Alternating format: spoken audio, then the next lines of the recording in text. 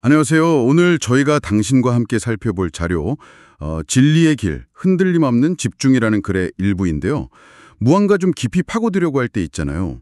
그럴 때 불쑥 나타나서 우리의 발목을 잡는 그런 생각이나 감정들, 네, 그런 것들에 대한 이야기입니다. 당신께서도 아마 중요한 목표에 집중하려고 할 때 이런 내면의 저항 느껴보셨을 텐데요.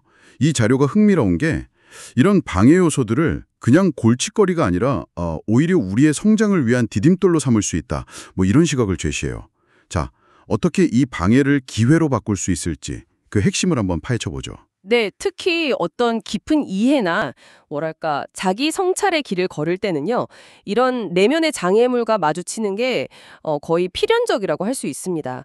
이 자료는 이런 장애물들, 특히 우리가 아직 길들이지 못한 그런 잠재의식의 반영 같은 것들이요. 이게 실은 우리가 뭔가 의미 있는 길로 잘 나아가고 있다는 증거일 수 있다. 이렇게 말합니다. 마치 근육 운동할 때 느껴지는 저항 같다고 할까요? 아, 저항이요? 네, 저항이 있다는 건 그만큼 근육이 자극받고 있다는 신호인 것처럼요. 와, 장애물이 오히려 올바른 길의 신호일 수 있다. 이거 정말 생각을 확 뒤집는 관점인데요. 근데 자료에서 길들여지지 않은 잠재의식이라고 했는데 그건 구체적으로 어떤 걸 의미하는 걸까요? 그게 어떻게 방해를 만들어내는 거죠? 아, 네. 이 글에서 보면요. 그 길들여지지 않은 잠재의식이라는 건 우리의 어떤 습관적인 반응들 있잖아요. 익숙한 편안함이라든지 아니면 변화에 대한 두려움 같은 거. 이런 걸 포함하는 개념으로 보여요. 우리가 뭔가 새로운 진리나 좀 어려운 목표를 향해 가려고 할 때 말이죠. 이 잠재의식은 기존 상태를 유지하려는 그런 관성 때문에 저항을 일으키는 거죠. 예를 들면 익숙하지 않은 길에 대한 불안감 혹은 그냥 노력을 좀 회피하려는 마음 뭐 이런 형태로 나타날 수 있다는 겁니다. 자료에서는 그 비유가 나오는데 배고프고 목마른 사람이 어떤 어려움 속에서도 음식과 물을 찾는 것처럼 진정한 갈망, 그러니까 성숙함과 진실한 열망이 있다면 이 저항을 넘어설 수 있다. 이렇게 강조하거든요.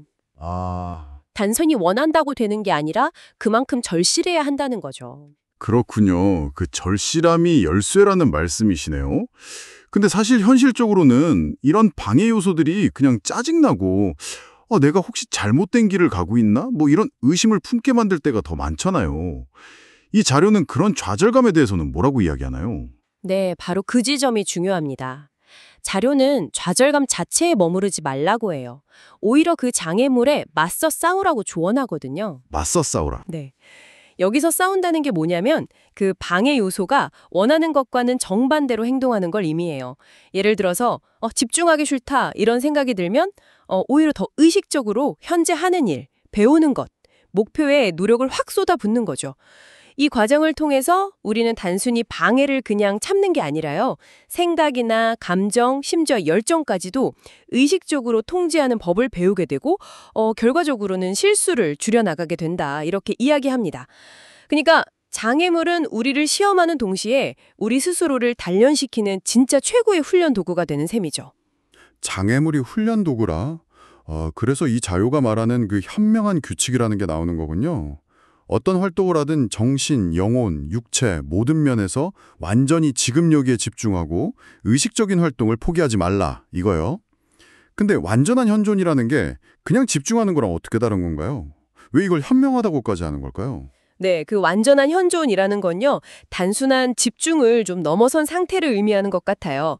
자료의 맥락에서 보자면 이건 현재 하는 활동에 온전히 몰입하면서도 동시에 내면에서 일어나는 방해 요소들을 알아차리는 거죠.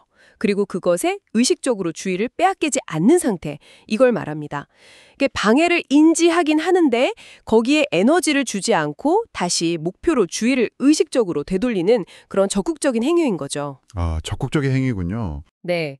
이 규칙이 현명하다고 불리는 이유는 아마도 이것이야말로 내면의 저항을 극복하고 목표를 성취하는 가장 근본적이고 효과적인 방법이기 때문일 겁니다. 정신, 영혼, 육체, 이 모든 활동에서 이 원칙을 적용할 때 우리는 어떤 방해에도 흔들리지 않는 그런 내면의 힘을 기를 수 있다는 거죠. 그래서 정리하자면 오늘 살펴본 자료의 핵심은 이거라고 할 수 있겠습니다. 내면의 방해나 장애물, 이거 피할 수 없는 여정의 일부인데요. 그것에 어떻게 반응하느냐에 따라서 성장의 촉매새가 될 수 있다는 겁니다. 장애물을 만났을 때 그냥 포기하거나 좌절하는 대신에요. 그걸 오히려 집중력을 연마하고 내면의 통제력을 키우는 기회로 삼는 거죠. 완전한 현존 상태에서 의식적인 노력을 지속하는 것. 네, 이것이 바로 어떤 방해 속에서도 당신이 목표를 향해 나아갈 수 있게 하는 열쇠입니다. 야, 정말 중요한 통찰인 것 같습니다. 자, 오늘 이야기를 마무리하면서 당신께 이런 질문을 한번 던져보고 싶네요. 지금 당신께서 깊이 파고들고 있는 지식이나 아니면 마스터하고 싶은 기술은 무엇인가요? 그리고 혹시 그 과정에서 당신을 가장 성가시게 하는 장애물이라고 생각했던 것, 그게 사실은 당신을 더 강하게 만들어줄 최고의 훈련 파트너는 아닐까요? 이 생각 한번 진지하게 곱씹어 보시면 어떨까 싶습니다.